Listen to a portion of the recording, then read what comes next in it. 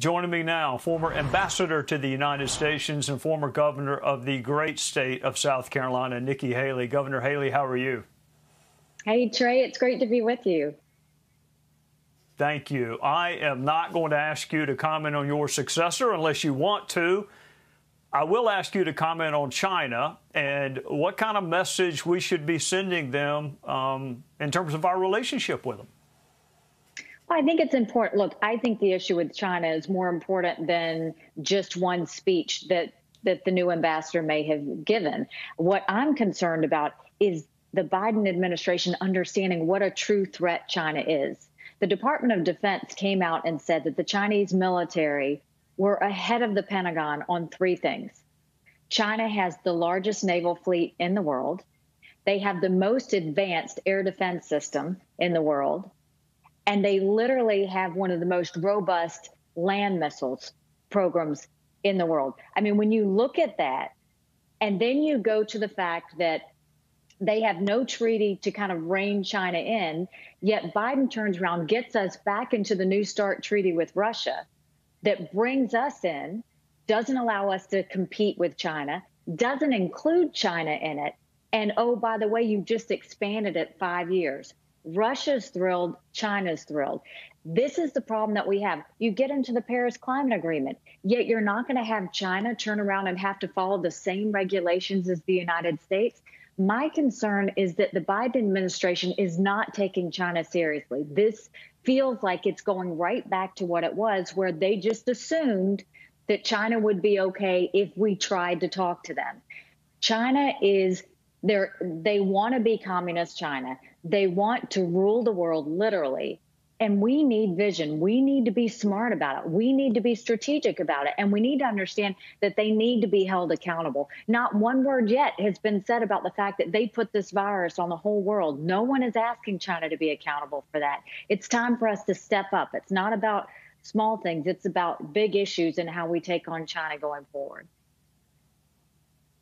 Let me pivot and ask you about another country, Iran. How do we go from killing an Iranian general because they were such an adversary to now being willing to sit down at the table and discuss their nuclear arsenal? How do you go from killing a general to talking to him? Trey, this is truly dangerous. I mean, you look at the fact that they're looking at getting back into the Iran deal. What does that mean? That means you're going to lift all of the sanctions that we've put on Iran.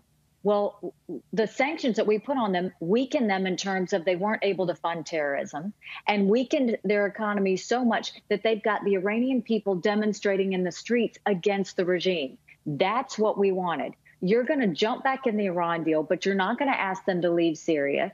You're not going to ask them to stop their nuclear program. You're not going to ask them to stop their missile program.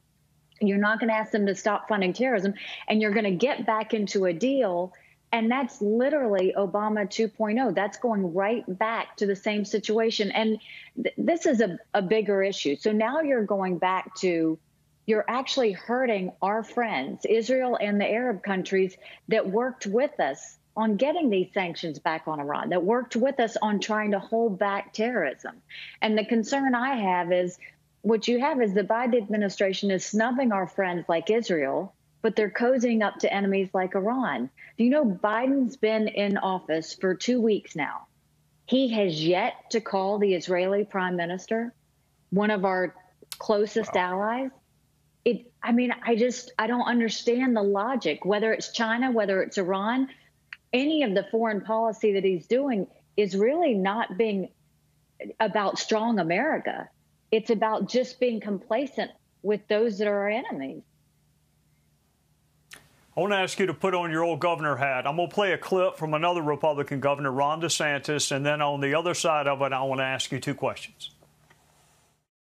So you had the New York Post to run it, and you couldn't get any traction. You couldn't get any reach on it because big tech put their thumb on the scale. So that was true. What they said at the time, oh, it's a conspiracy, or it's based on hacked information. Are you kidding me? You're trying to tell me if there was hacked information that could damage me, you guys wouldn't print it? give me a break. You can whiz on my leg, but don't tell me it's raining. You guys would print it every single day if you could, and big tech would allow it to proliferate every single day, 24/7. Governor, I watched you navigate a primary field full of men when you became the governor. I have watched you fight with our South Carolina General Assembly when they needed to be fought with. So I know you're tough. How should Republicans fight with both big tech and a media that, Ronnie is right, we perceive to be biased against us? I mean, we have to speak about the truth. We've got to call them out and say, look, here, everybody's talking about unity, right? Like, that's the new buzzword, is everybody wants to talk about unity. But first you have to talk about, if you're going to talk about the division of Republicans and Democrats, how are we going to hold the media accountable? How are we going to hold big tech accountable? They have to, I'm not talking about government coming in, they have to acknowledge their responsibility in all of the division. And it used to be a time where the left was all about freedom of speech. Now they want to rein that in. You just had AOC recently say that she wants a commission that will turn around and rein in any of the right-wing news programs. They just had a call out. They want to cancel Fox News off of regular cable stations. Fox News and other conservative outlets, they now want to take off of some of the cable networks because they don't think that it's safe to have on, or they don't think that it's right. What happened to the fact that the media is supposed to give us the facts, not tell us what to think, not tell us how to think, just give us the facts, give us both sides. The American people are smart enough to make those decisions for ourselves. We don't need the media telling us, and we don't need big tech partnering with the media in terms of what they think is the right speech and the wrong speech. We are the greatest country in the world. At the UN, I saw how envious all the countries were about freedom of speech. This literally has every country in the world scratching their head saying, what is happening in America? It's time for the media to do their job. It's time for big tech to do their job. And I think every governor, every politician, every private citizen needs to be calling them out for what they're doing. It's wrong, and this is not the way they're going to win. What they're going to do is be careful what you wish for. The last thing you want is AOC doing a federal commission that's managing the media. Well, I wanted to ask you if there's anything you want to announce, but I'm not going to ask you because I figure when you're ready to announce it, you will. Thank you, Governor.